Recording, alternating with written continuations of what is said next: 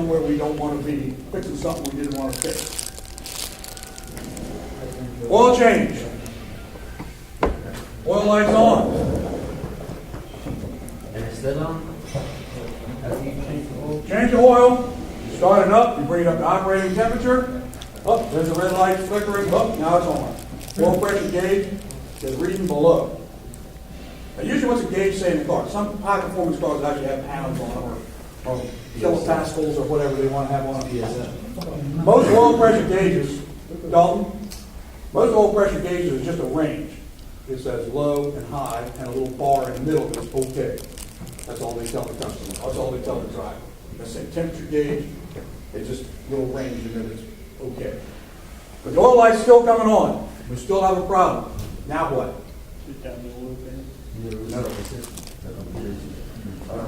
There's two possibilities. The oil light's still coming on. There's two possibilities of what's going on here. It could be the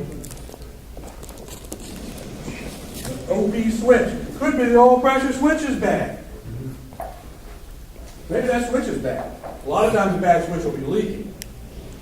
But it doesn't have to be. It's just a spring with a diaphragm in it. The oil pressure pushes against and breaks contact. And there's not enough oil pressure, turns the light on. It could be a bad switch. How do you know? Okay, what we're going to do now is you're going to remove the oil pressure switch and do an oil pressure test. How do you do oil pressure test? You remove the oil pressure switch.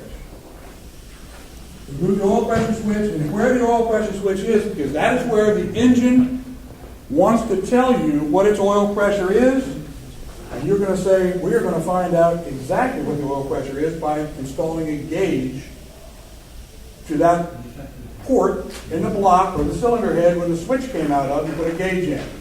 Start the engine up, bring it up to operating temperature, and read the gauge. How high should the oil pressure be? Over 9,000.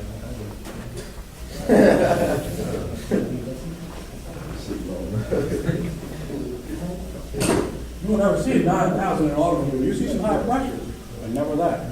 The oil pressure should be whatever the manufacturer's specification is, and they'll be varied. Some of them will tell you to check the oil pressure at an idle, give you a number. Some of them will tell you to check it at 2,500 RPM and give you a number. The oil pressure has to be above their specification. They're going to give you the lowest acceptable number. So you check your oil pressure. If the oil pressure checks good, but the switch is telling you bad, Do you need to reset the system? no resetting.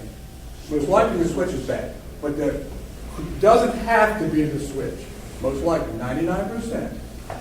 But it could be a problem in the oil pressure indicating system. It could be a problem in the dash. It could be a problem with the gauge. That might be. It could be a problem in wiring. But something in the electrical system that's telling the dash to turn it on and tell the driver, you got low oil pressure, something's gone wrong.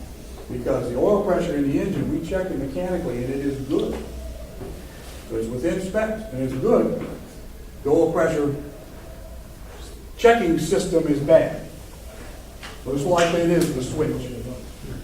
Okay, the oil pressure is low. We've done our oil change.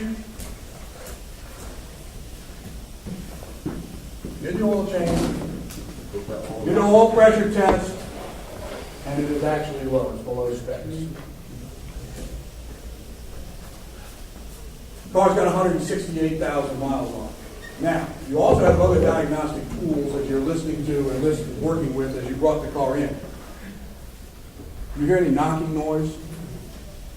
Could be a main bearing or connecting rod bearing problem. You hear a light clicking tapping noise like lifters or rocker arms or camshaft problems. You see any smoke? 168,000 miles, your oil pressure is low. Need we go much farther before we recommend an engine? Well, I would stop at that point. High mileage car, and I'd say to the customer, we can go farther. We can pull the oil pan off, we can pull the valve cover off, we can plastic gauge bearings and see what kind of condition the engine's in. It's going to cost you X number of dollars to run these tests. pulling the oil pan off and plastic gauging the bearings is certainly going to be 2 hours, maybe more, some cars. 2 or 3 hours is going to run that customer $300 to do a test. Pull the valve cover off, pull a cam out, and plastic gauge a cam is going to be certainly 2 hours, maybe 3. You're back to $200 or $300 to find out if your engine's worn out. You got 168,000 miles on it, you got a low oil pressure, and you got a knocking sound. We can do these tests if you want to verify it. But the real answer is going to come down to you're going to need an engine to fix this, or we're going to have to rebuild this engine to fix it. It's got 28,000 miles on it. You're working at the Honda store, got low oil pressure. You're going to need to find out where are we going? Where are we going next? Got low oil pressure. Honda wants to know what's it going to take to fix it. Do I need an oil pump? Do I need an engine repair? Is the pump not working? Or is the engine worn? What's easiest to get to, the oil pump or camshaft or crankshaft? The oil pump, like on this engine, is on the front, mounted on the front of the engine. It's going to have the harmonic balancer on it. It's going to have all the belts on it. It's going to have the timing belt in front of it. All that's going to have to come off to take the oil pump off, get it out to inspect the clearances in the oil pump to tell if it's any good. That's usually not going to be the easy one. Pull the oil pan off. Usually that's pretty easy. The screen. Is the screen plugged up? Screen's plugged up? What's it plugged up with? Sludge? It's got 28,000 miles on it? What are you thinking? How can this car have 28,000 miles and have sludge plugging up its screen? No oil change. Customer didn't change the oil. So you're going to stop and go, this is absolutely legitimate, absolutely correct. You go to the service manager, service advisor, go, this Honda with 28,000 miles on it, it's got a plugged up screen. We need to check the oil change history and make sure this customer's been maintaining the car before we proceed. Now, he's never done an oil change on a car. Now it's out of warranty. Now it's COD repair before you proceed. That is true. There's no sludge. Now you're going to pull down. Pulling the bed plate, if it's a bed plate engine, is going to be a major operation. In the car. In the car, it's going to be a big operation. So what are you going to do? How are you going to check your oil clearances? What would be the easy way?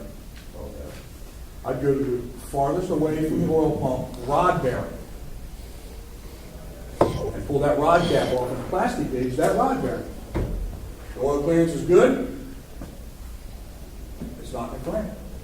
Go to the top. Valve cover off, pull the cam farthest away from the oil pump. Check the cam bearing, plastic gauge, good or bad. Look at the signs of wear, look at the signs of damaged bearing, and make your recommendations that way. If your plastic gauge all comes out good, you got low oil pressure, we know it's not the switch, we physically checked it, the oil pressure is low, plastic gauge is good on the engine. What's wrong? Oil pump. Now you take the oil pump off. Now you say, well, we got an oil pump problem. Because with confidence, if it was a COD job, with confidence, if you plastic gauge the bearings and they're good, if the pump's pumping oil, you'll have what? You'll have oil pressure. If for some reason that pump's not pumping oil. Very good.